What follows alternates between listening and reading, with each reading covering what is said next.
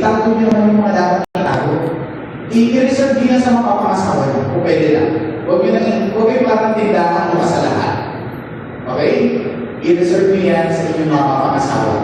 Huwag kayong tindahan bukas para sa lahat. Because we have the priestly office. Ganun ang worship. You wear what is proper. And you participate in worship.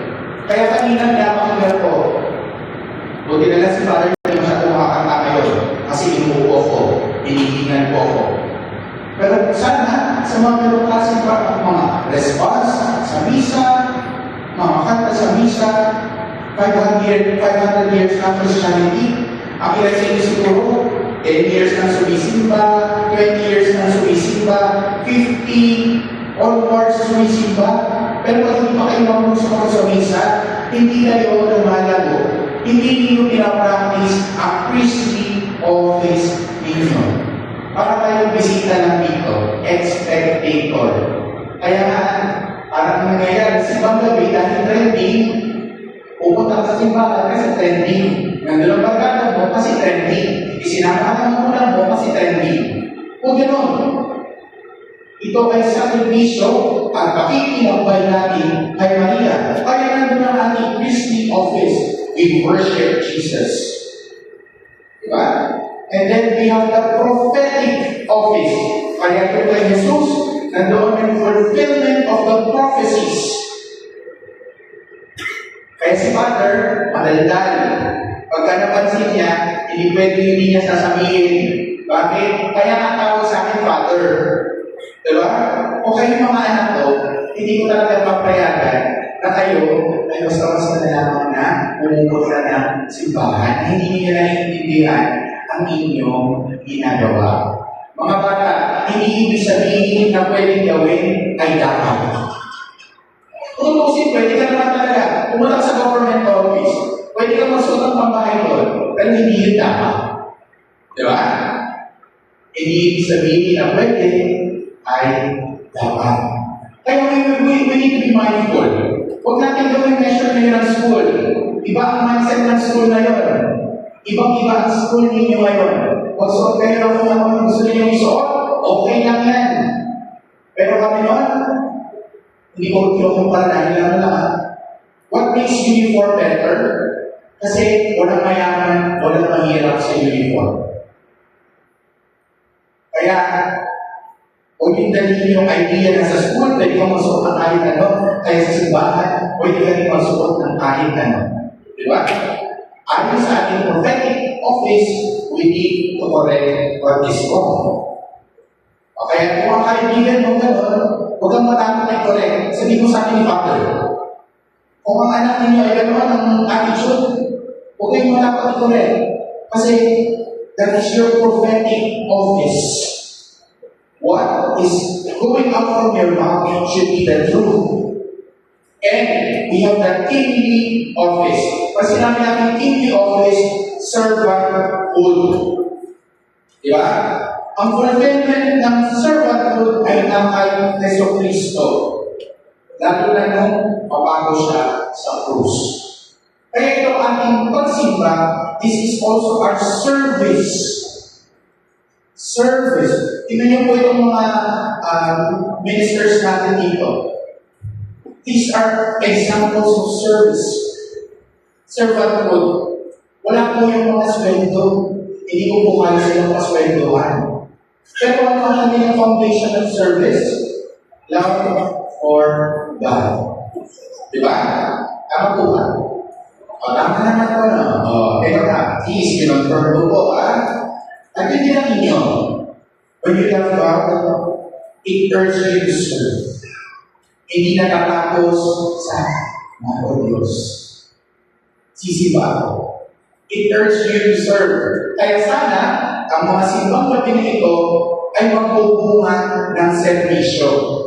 Hindi yung makukumpleto mo and then may wish ka sa huli. Hindi yun ang goal. Ang goal, sana, mamumunga siya. Something like service. Selfless service. Selfless sacrifice. And in that way, mafulfill natin yung ating mga offices. priestly office, prophetic office, and kingly service office. Bakit? Dahil sinabi ko nga kanina, we are in the continuation of the lineage of Jesus, who is the fulfillment of all the priestly, kingly, and prophetic offices before him, from the time of Abraham up to the time of Mary and Joseph. Alin mo ba? So sa mga bata dyan ha, tandaan nyo, Father, dahil ang tatay ninyo, Father, ang iniibig sabihin, pwede, ay dapat. So, be discerning. Mas pagiging na marunong kayo mag-discern habang bata pa kayo. Amen.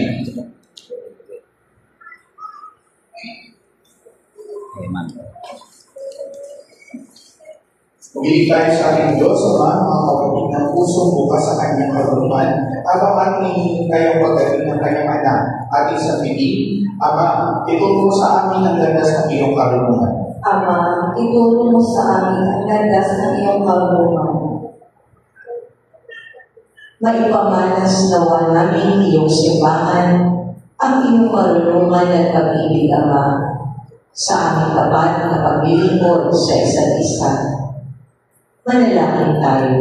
Ama, ituro mo sa amin ang landas ng iyong karunungan. Gabayan mo ang aming mga lingkod bayan sa kanilang mga tungkulin. Manalangin tayo. Ama, ituro mo sa amin ang landas ng iyong karunungan. Ininataas namin sa iyo, Ama, ang aming mga pasanin at paglubusan. Tulungan mo kami sa pamamagitan ng iyong mapagmahal at makapangyarihang karunungan. Manalangin tayo. Ama, ituro mo sa amin ang landas ng iyong karunungan. Yakapin mo sa iyong mga misi ang mga namayapa namin mahal sa buhay. Manalangin tayo. Ama, ituro mo sa amin ang landas ng iyong karunungan. Sa ilang sandali ng katahimikan, itaas natin sa Diyos ang ating mga pansariling kahilingan. Ganoon din ang mga taong lubos na nangangailangan ng ating panalangin.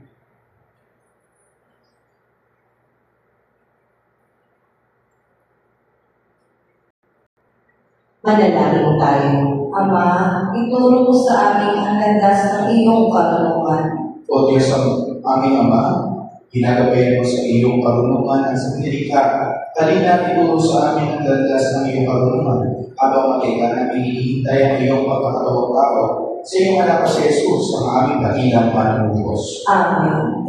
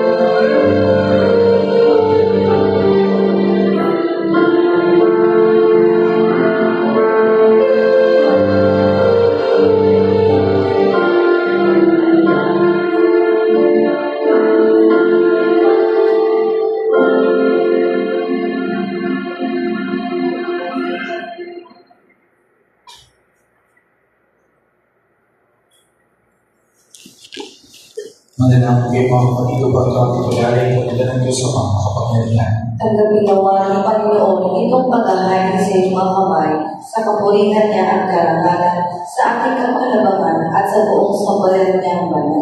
Ama namin lumikha, ang iyong nagkatawag-taong anak ay tumulong bawa sa aming ginagawa upang siya na iniluwal ni Maria na hindi bumabawas kundi lalo pang nagpaganap sa pagkabebe ay magpagindapat at kalugdan mo ang aming paghahangin sa pagsiya ng iyong kasama ng Espiritu Santo pagsawalan ng iyan. Kung sumayin niyo ang iyong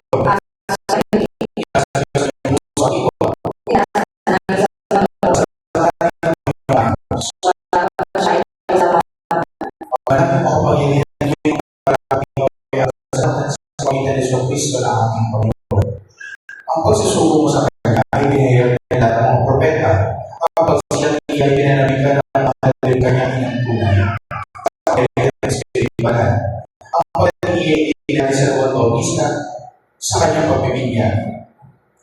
Ang ginagahanda namin magaya ng araw ng pagsiya. Kami nananabigan na ng lubos na para sa Kanya. Kaya sa mga nagsisya sa pagpulis sa iyo ng isang kanya, kami pupulis sa iyo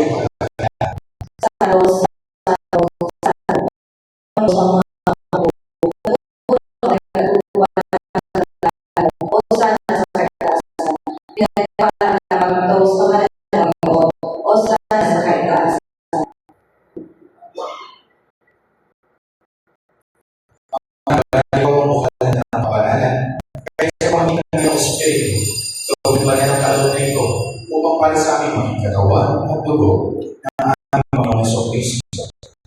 Ang isang puso ng inalo, iwakan niya ang tinapay, pinasalamatan niya, pinagamihan niya iyon, ilawal sa kanyang mga lagasyanin. Kagamitin yung lahat ng kanin, ito ang aking katawan, kaya hando para sa inyo.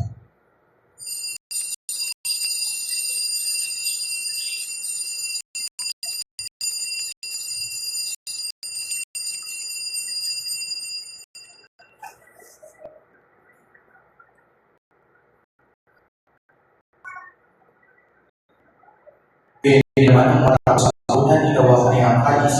Kung yan ang pinasalamatan, iniyaw niya ang kalis sa kanyang mga alagad sa amin. Gagamitin yung lahat ito at inumin. Ito ang kalis ng aming dugo ng bagong walang magkagpipang.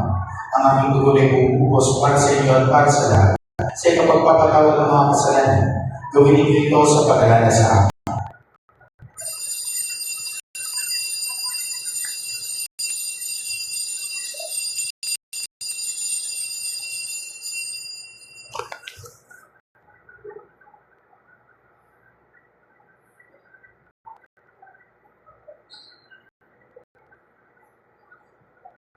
Ipagpunin natin ang misteryo ng pananampalataya. Si Kristo'y namatay, si Kristo'y nabuhay, si Kristo'y babalik sa wakas ng panahon. Ang ginagawa namin ngayon sa pagkakamay at muling pagkakamay, kaya iniaalay namin sa iyo ang yakay na nagbibigay buhay at ang kalat sa kakalaw ng kaligtasan. Kami nagpapasalamat ay kami iyong minarapat na tumayo sa harap ko para maglingkod sa iyo. Isinasama namin kami magsasalusan sa katawan ng Tuguling Kristo sa pagkakaisa sa pamagitan ng Espiritu Santo. Ama, ingatan mo yung simbahang lagayan sa buong mundo. Puspusin mo kami sa pag-ibig na isa niliyo na aming Papa at nilawin na aming umisipon at ng kabayan. Alalahanin mo yung mga kapatid namin na hindan. May pag-asa sa iyo yung mga buhay. Kayo pinalat ng mga patuman. Kawan mo sila at patuloy sa iyong kalulagan. Kawan mo ang pagkakataon ng lahat na makasama sa iyong buhay o walang bukas. Kaysa Madre Maria ng Diyos, kaysa ni San Jose na kanyang esposo, kaysa ng mga apostol at lahat ng mga banal, na namuhay dito sa daigdig ng kalululog sa iyo.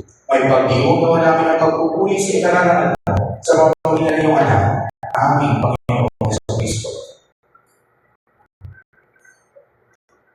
Sa pamamagitan ni Kristo kasama niya sa Kanya, ang lahat ng parangalan at pagpuli sa iyo Diyos sa mga kapangyarihan, kasama ng Espiritu Santo, magpasawalang hanggan. Amen.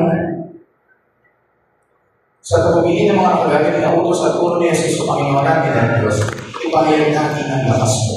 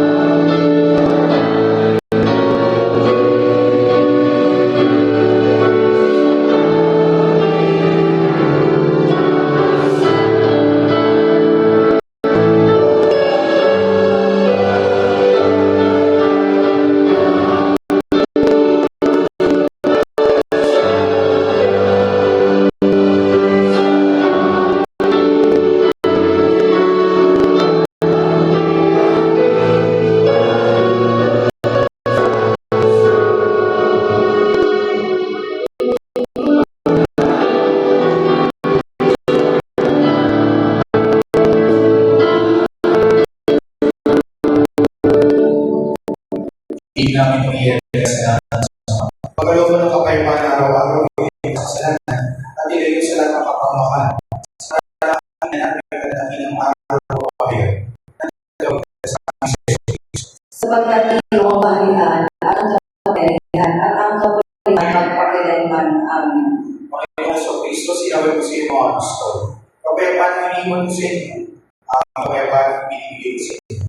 Kung ngayon mo ang aming pananampalataya o ang aming pagkakasala, pagkakaroon mo ang kapayapaan at pagkakaisa ayon sa kalooban, kasama ng Espiritu Santo o kasawalan hanggan. Amen. Ang kapayapaan ng Panginoon ay laging sumainyo. At sumayin. Magbigay kayo ng kapayapaan sa isa't isa.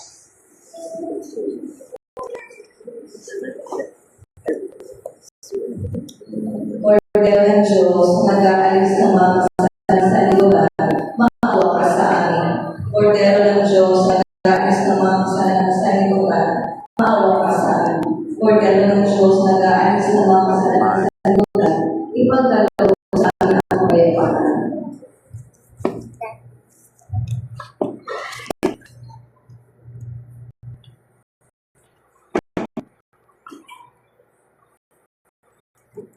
Ikaw ang kordero ng Diyos. Ikaw nag-aalis sa mga kasalanan ng sanlibutan. Kapapalad tayong inaanyayahan sa kanyang bibig. Panginoon, hindi ako dapat magpatuloy sa iyo. Ngunit sa isang salita mo lamang ay gagaling na ako.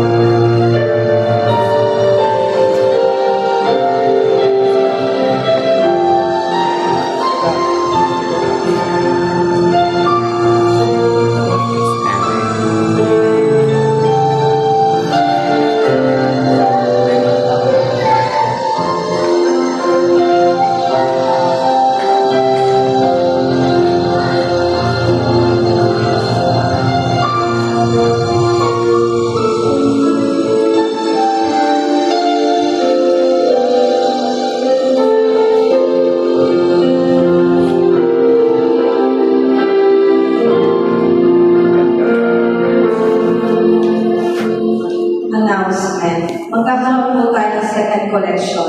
Ang second collection po natin ay para sa mga pangailangan ng ating parokya. Maraming salamat sa inyong paspalad na pagtulong. Simula na ng ating simbang gabi at magsisimula po ito ng 5 p.m. at susundan pa ng 6, 7, 8 at 9 p.m. Para naman sa madaling araw ng simbang gabi na magsisimula ng 3 a.m. at susundan ng 4, 5, 6 at 7 a.m. Sana ay marami makakompleto ng simbang gabi ngayong 2025. Maagang paalala, magkakaroon po muli tayo ng Candle Mass sa December 30, 8 p.m., December 31, 8 p.m. at January 1, 10 p.m. para sa dakilang kapistahan ni Maria na Ina ng Diyos Available na po ang ating mga kandila sa paglabas ng ating simbahan. Ang sakramento ng komunyon ay sa labas ng kandila. Ito ay para sa mga 8 years old pataas at ang sakramento ng komunyon ay sa January 24 naman. Ito ay para sa mga may edad na 12 years old pataas. Magparista at dali ng kanilang baptismal certificate sa tanggapan ng parokya. Maaari na makakuha ng good certificate kahit hindi pa tapos mapuntahan ang 8 simbahan na idinalaga ng Church dito sa ating diocese. Basta may 4 na tatakas mga simbahan, kabilang din ng dito San Pedro. Isa na lamang sa opisina ng Jubilee Pastor. Maraming salamat po. Ngayon na po, may